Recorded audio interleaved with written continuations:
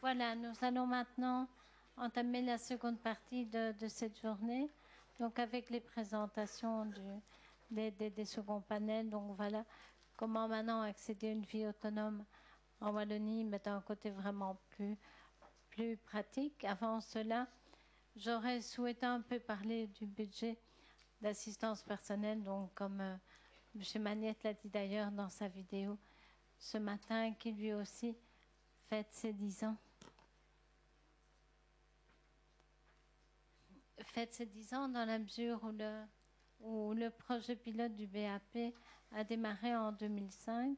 Donc il a démarré avec un projet pilote s'adressant à des personnes porteuses de handicap de grande dépendance physique, mais également il s'adressait à des enfants avec des polyhandicaps, handicaps mentaux, donc vraiment un public beaucoup plus large et des montants qui étaient ceux des montants définis dans l'arrêté, donc établis aussi selon une équivalence de prise en charge dans un service à WIP, par exemple.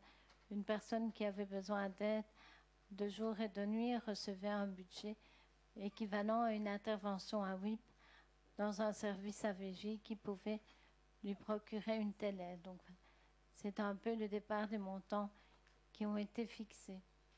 Donc, ces montants, ces budgets du départ ont permis de réaliser pour certains des services de pool d'assistants personnels dans la mesure où le financement permettait de rencontrer vraiment une offre de services plus spécialisée par l'engagement d'assistants. Malheureusement, avec le temps, c'est plutôt l'aspect budgétaire plus que les besoins qui ont été... Donc l'aspect budgétaire qui a déterminé ce que l'on accorde aux personnes et plus vraiment les besoins, avec un principe un peu de dire, ce que Mme Boudine nous dira aussi tout à l'heure, mais voilà, on a peu de budget, on a énormément de demandes et de personnes qui vivent des situations très difficiles parce qu'il faut savoir que les agents des bureaux régionaux, quand ils se sont rendus sur place chez les demandeurs, se sont parfois retrouvés devant des situations dramatiques de personnes qui vivaient des choses très, très dures, qui n'avaient aucune aide. Donc, quelque part, ce BAP a permis de mettre en avant comme ça que la population, que les gens au sein même de notre société vivaient des situations très difficiles. Donc voilà, il a fallu répondre, essayer de donner un minimum d'aide à un maximum de personnes et c'est malheureusement, je dis malheureusement, ce système qui continue aujourd'hui. Donc, d'un autre côté, au-delà de cet aspect de financement qui pour certaines personnes est tout à fait insuffisant, il y a toute la difficulté, même avec un petit budget, d'arriver à le dépenser parce que les services adaptés sont vraiment insuffisants aussi. On peut juste avoir recours à des services d'aide aux familles, des services de titres services, donc dont les actes sont vraiment très limités aussi. Donc l'aide dont on a besoin doit vraiment être développée. Le métier d'assistant personnel doit être créé, doit être financé. Les nouveaux services doivent être développés. Le constat est vraiment là aujourd'hui que même avec un budget, parfois on est incapable de vivre en autonomie parce qu'on n'arrive pas à acheter les services qui répondent aux besoins. Ça, c'est dans le cadre du BAP de manière beaucoup plus générale pour la population et on en a parlé ce matin. Il y a un manque de services, que ce soit pour les transports, enfin de manière tout à fait générale. Vivre en autonomie est quasi impossible et nous aurons tout à l'heure 2 témoignages de personnes qui vous feront part justement de leur expérience.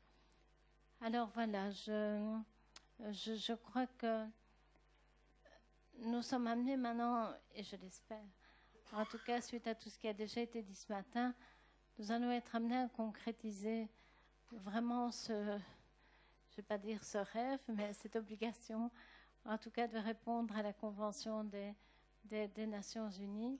Et cela passera par des modèles que nous serons amenés probablement à reproduire, prendre des exemples d'autres pays. Et pour cela, nous avons invité, donc pour cet après-midi, dans ce premier panel, Madame Bodine qui va nous faire part donc de la situation, donc de la vision de la WIP en ce qui concerne l'article 19 et le BAP actuellement.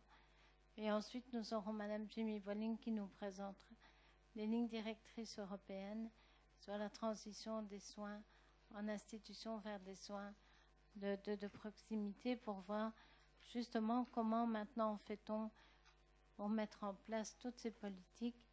Et ces politiques, selon ces lignes directrices, évidemment, enfin toute nouvelle politique devrait être financée. Je crois qu'il n'y a pas faute. L'argent reste, le financement reste au centre de tout. Donc, nous avons invité également pour ce panel de l'après-midi des représentants de la Commission européenne qui nous montreront des exemples en fait un peu du rôle que peut jouer l'Europe, dont la stratégie vise aussi l'autonomie des personnes, mais en même temps comment l'Europe peut nous aider à financer et à développer des alternatives aux institutions afin que les personnes puissent vraiment vivre dans la société. Donc voilà, que l'on puisse cet après-midi voir comment réaliser toutes les belles idées qui ont été énoncées ce matin. Donc voilà, je donne maintenant la parole à Madame Bodine pour sa présentation donc, sur l'article 19 et en lien avec le BAP. Voilà, merci.